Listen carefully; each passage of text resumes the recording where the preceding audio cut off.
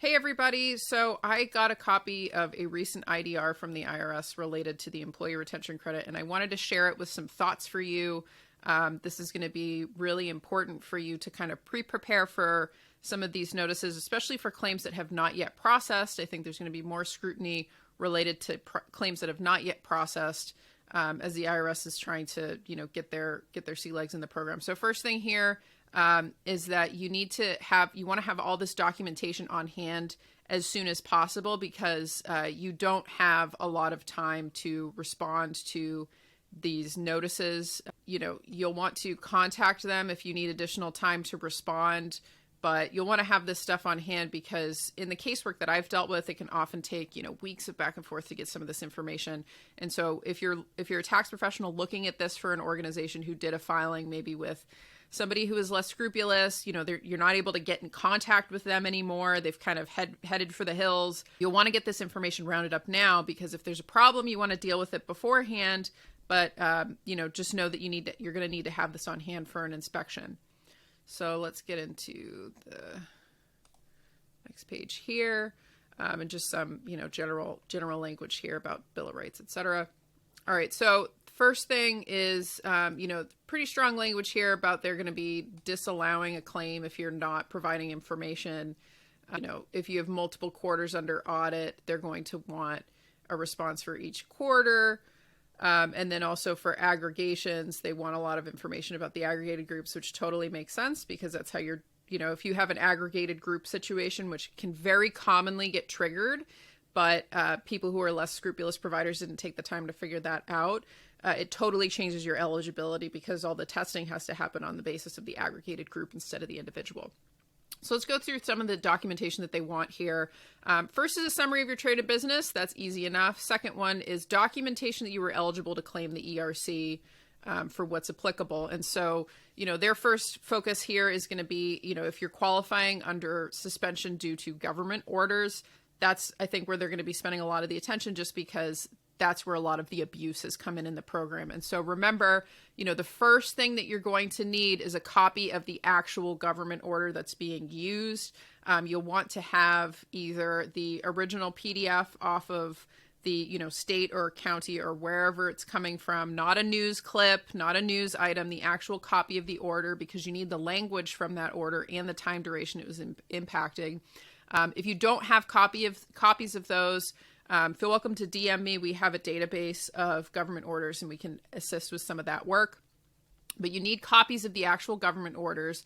And then on top of that, you're going to need a written explanation of how that government order overlapped with the impact in your business and how that government order triggered suspensions in your business of either a portion of your activities and that portion was more than nominal, so more than 10% based on gross receipts or labor hours when you look at comparative 2019 activity, or that it had a more than nominal effect on your business. And basically what that means is the direct mandates from that government order were causing a more than 10% disruption in your ability to provide goods and services in the normal course of your business.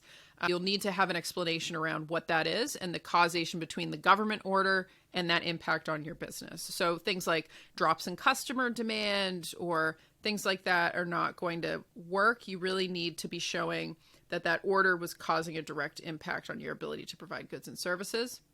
And then for the next page, you'll need business records that discuss, show, or demonstrate the government order you relied upon, that it fully or partially suspended your operations. And some examples they give here are board minutes, meeting minutes, emails to employees, letters to customers, clients or vendors, etc. I think what's good is if you have internal data that's showing metrics around the business, like if you had a closure of indoor dining showing what your normal layout is versus what your reduced capacity was, just like general schematic information, things like that. That's going to be, the best place to start with those is anything that you have in terms of, hard data, communications, et cetera, showing that you were complying. If you're not qualifying under the government orders and you're just qualifying under gross receipts, you can see it's a lot easier that if you were qualifying just under the declines in gross receipts, they just want the documentation explaining that you experienced it. And then they want you to written explanation of how you determine that you meet the decline in gross receipts test, which is just providing P&Ls to them. and then including how you determined whether or not you were part of an aggregated group or affiliated entity. And that's just going to be going through, a cap table of how you're owned, and that, the owners don't own other businesses and don't provide management services to other businesses, et cetera.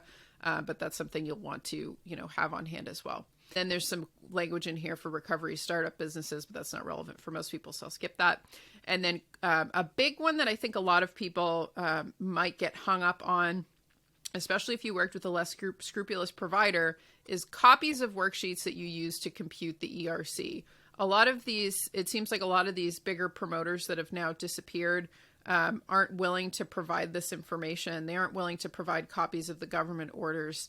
And so you want to make sure that you have access to the worksheets, the output information of how they did those calculations, of how they did it, because that's something that they'll want to see. And then a list of the employees, the total wages, et cetera. And then a common one that's actually a miss that I'm glad they put this in here as a comment is if you have an aggregated group and shared employees between the aggregations, you have cap limits for that employee as an individual.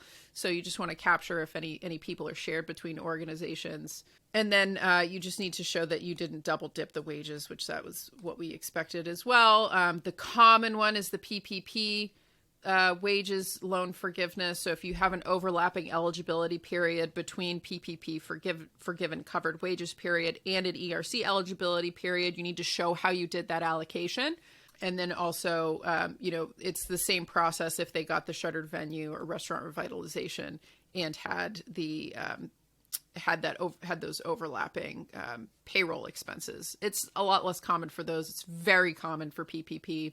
And then if they had any other tax credits that were happening at the same time. Notable one that does not interact with this is the tips credit, but like R&D, just a whole host of other tax credits do interact with this program. So you got to watch out for that.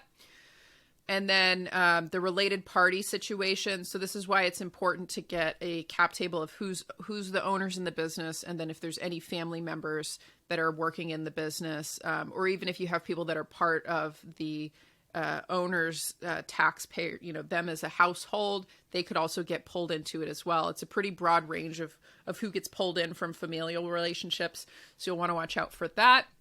And then they have the limits on the number of employees. This isn't going to be relevant for a lot of smaller taxpayers just because, you had well under 100 full-time employees. And just also note that if you have anywhere near close to 100 employees, and this is in 2019, that's the comparative period for the relative sizes, you'll want to go through and do that full-time equivalent analysis because you could have people where they're working, but if they're not considered full-time because they're not working enough hours or they're seasonal, et cetera, they're not going to count towards that head count. So this is very common for like restaurants, more seasonal businesses, more common in like aggregated groups where there's people that are working like part-time or minimum wage or, just a lot of high churn kind of positions. You'll want to have a full an FTE analysis done. That's what they're looking for here. And copies of the, tax returns, which I don't know why they're asking for that since they're the IRS and they should already have copies of all that, but they want that. Something that's troubling for me is a copy of your amended income tax return showing that you reduced the wage expense. And now this is for a claim that has not yet been processed. And so this is something where I would want to push back on this piece because the requirement for filing the amended income tax returns is considered what's in a reasonable time frame.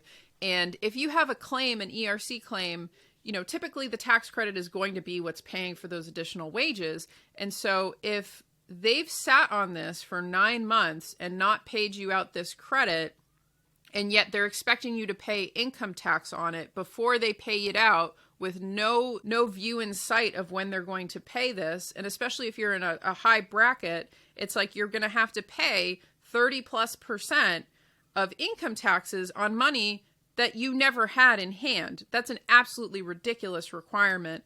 Now, if you already received the refunds, absolutely, the first thing that you need to do once you get those refunds is you need to file those amended income tax returns because you need to make sure that before you spend any of that money, you've taken that cut off the top, just because it can be, you're paying income tax on this. And because you're having to increase your taxable income by losing that wage deduction, that could bump you up into a higher bracket. And so you just need to make sure you get that settled before you spend any of that money, paying for payroll costs, whatever you're doing in the business.